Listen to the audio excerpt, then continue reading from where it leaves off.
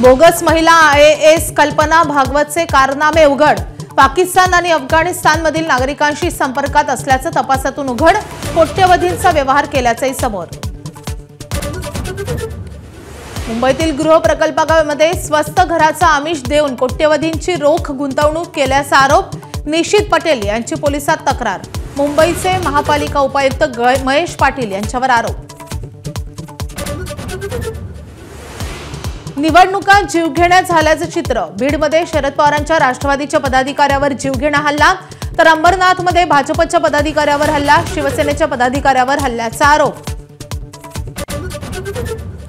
29 महापालिकांच्या प्रारूप मतदार याद्यांचा कार्यक्रम निवडणूक आयोगाने पुन्हा बदलला। आता प्रारूप याद्यांवर हरकत आणि सूचनांसाठी 6 दिवसांची जादा वेळ।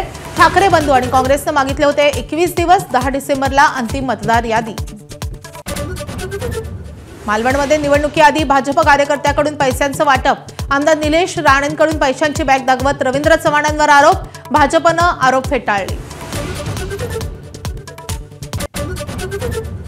शेतकऱ्यांसाठी राज्य सरकारचा मोठा निर्णय। पूरस्थितीमुळे शेतकऱ्यांनी शेतीसाठी घेतलेल्या कर्ज वसुलीला 1 वर्षाची स्थगिती। सहकारी कर्जाचं पुनर्गठन करण्याचे आदेश। एबीपी माझाच्या बातमीचा इम्पॅक्ट। नागपुरातील चांपा ते खापरी रस्त्याच्या कामासाठी 80 कोटींचा निधी मंजूर। एबीपी माझानं बातमी दाखवल्यानंतर बावनकुळेंनी दिलं होतं रस्त्याच्या कामाचं आश्वासन।